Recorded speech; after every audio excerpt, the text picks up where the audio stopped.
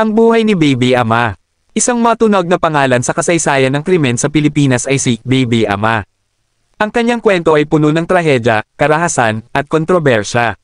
Sa dokumentaryong ito, tutuklasan natin ang buhay ni Baby Ama mula sa kanyang kabataan hanggang sa kanyang pagkakakulong at ang kanyang naging kapalaran. Si Baby Ama, na may tunay na pangalan na Marshall Ama, ay isinilang sa isang mahirap na pamilya. Lumaki siya sa isang sirang tahanan kung saan maagang natutunan ang kahirapan at kawalan ng pag-asa. Bata pa lamang siya nang mamatay ang kanyang ina, at ang kanyang ama ay wala ring sapat na kakayahan upang alagaan siya. Dahil dito, maaga siyang naligaw ng landas at natutong magnakaw upang mabuhay. Nakilala si Marshall Ama sa alias na Baby Ama dahil sa kanyang hitsura na parang bata kahit na siya ay nagkakalaman na. Ang kanyang kakulangan sa tamang gabay at suporta mula sa pamilya ay nagdala sa kanya sa mga kalye kung saan natuto siyang magnakaw at gumawa ng mga ilegal na gawain. Sa murang edad, siya ay nahuli at nakulong dahil sa mga kasong pagnanakaw. Sa loob ng bilangguan, ang buhay ni Baby Ama ay hindi naging madali. Siya ay madalas na binubugbog at inaapi ng kanyang mga kapwa preso. Subalit, sa kabila ng kanyang murang edad, ipinakita niya ang kanyang katatagan at katapangan. Sa bawat araw na lumipas, natuto siyang magpakatatag at lumaban upang hindi siya patuloy na abusuhin. Ang kanyang reputasyon sa loob ng bilangguan ay lumago, at sa huli, siya ay nakilala bilang isang leader at isang matapang na preso. Isang araw, bumisita ang asawa ni Baby Ama sa bilangguan. Ang kanilang pag-uusap ay puno ng saya at pag-asa, subalit nabalitaan ni Baby Ama na buntis ang kanyang asawa. Dahil sa sitwasyon sa loob ng kulungan, hindi ligtas ang kanyang asawa sa labas. Nagkaroon ng insidente kung saan ang kanyang asawa ay ginahasa ng mga masasamang loob. Ang pangyayaring ito ay nagdulot ng matinding galit at paghihiganti sa puso ni Baby Ama. Dahil sa mga pangyayari, mas lalo pang pinatibay ni Baby Ama ang kanyang loob at kanyang grupo sa loob ng bilangguan.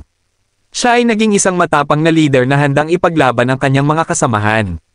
Ang kanyang karanasan at ang trahedya na dinanas ng kanyang asawa ay naging motibasyon niya upang maghayganti at ipaglaban ang karapatan ng mga nakakulong. Ang mga preso sa bilibid ay nahati sa dalawang grupo, ang mga miyembro ng Oksogang at ang mga miyembro ng Sige-Sige. Minsang nagkaroon ng hindi pagkakaunawaan ang dalawang grupo na nauwi sa isang malaking rambulan. Ang insidenteng ito ay nagresulta sa maraming nasaktan at namatay na preso. Si Baby Ama, bilang leader ng kanyang grupo, ay nahuli at naparusahan dahil sa kanyang pagkakasangkot sa kaguluhan. Ang hatol na bitay. Matapos ang matinding rambulan, si Baby Ama ay nilitis at hinatulan ng kamatayan gamit ang silya elektrika. Ang kanyang hatol ay naganap noong 1961 at siya ay naging isa sa pinakabatang preso na binitay sa kasaysayan ng Pilipinas. Ang kanyang kaso ay nag-iwan ng malaking marka sa lipunan at naging simbolo ng kawalang hustisya at kahirapan sa sistema ng katarungan.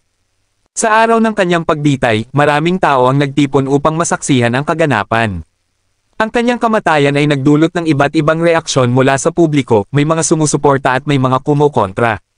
Ang silya elektrika ay muling ginamit upang tapusin ang buhay ni Baby Ama, at ang kanyang kamatayan ay naging isa sa pinakatanyag na pangyayari sa kasaysayan ng kriminalidad sa Pilipinas. Ang epekto ng kanyang kaso.